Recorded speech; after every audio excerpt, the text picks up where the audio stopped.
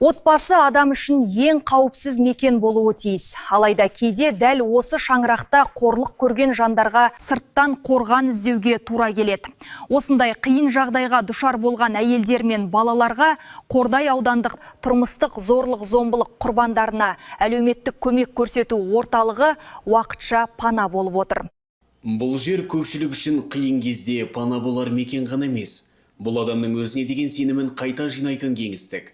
Бір кездері 15 адамға ғана есептелген орталық бүгінде 21 орынға дейін кеңейтілген. Биылғы жарты жылда мұнда 12 әйел мен 31 бала қабылданыпты.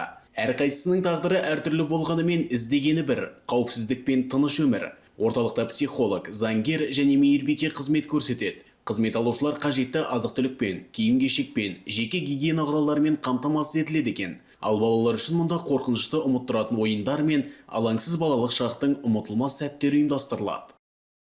Шалғай ауылдардан да келеді бізге, және біз тек қана бұл Қордай ауданын ғана емес, бізге Қырғыз мемлекетінен де келеді, басқа мемлекеттен келетіндер де бар. Олар жаңа біздің қазақстандық азаматқа тұрмысқа шыққандар, болмаса біздің Қазақстан азаматы басқа елге тұрмысқа шыққандар, сол үйіне қашып келгендер.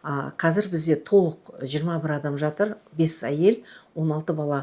Жаңа көргендеріңіздей бізде балалармен бір бөлек жұмыс жасайды, әйелдермен бір бөлек жұмыс жасайды. Мекеме тәулік бойы жұмыс істейді. Мұнда келген әр адамға қауіпсіз орта қалыптастырылып, 6 айға дейін уақытша тұруға мүмкіндік беріледі. Қызмет алушылардың басым бөлігі 35 жасқа дейінгі келіншектер десек, ең жас тұрғын 18 жастағы қыз болыпты.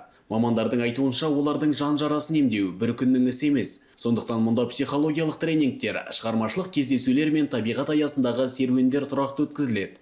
Әр іс-шараның мақсаты адамның өмірге деген сенімін қайта ояту. Айта кетейік, 2020 жылдан бері орталық жүздеген жанға әлеуметтік қолдау көрсетіпті. Ең бастысы, қиын жағдайдан шыққан отбасының тағдырын түбегейлі өзгерту дейді өкілдер. Егер мүмкіндік болса, жанжал емес, жарасымға жол тауып, отбасының қайта қауышуына ықпал ету. Поступила сюда, приняли меня быстро. Мен бұл орталыққа түнде түстім. Бірден қабылдап алды. Менімен сөйлесіп, мән-жайды анықтай бастады. Орталық қызметкерлері біздің балаларымызға арнайы ойындар ұйымдастырып тұрады. Ойыншықтар мен киім-кешек беріледі. Тамақтары өте дәмді. 4 мезгіл тамақ береді. Кейде бір ауыз жылы сөзбен дер кезінде созылған көмек қолы адамның тағдырын өзгертуі мүмкін. Қордай аудандағы бұл мекеменің де негізгі миссиясы қиындыққа тап болған жандарға уақытша баспана ғана емес, жаңа өмірге бастар үміт сыйлау.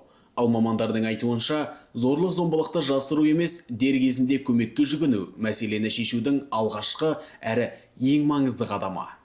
Дәулет Акимов, Мадина Оқас, Қордай 24 News.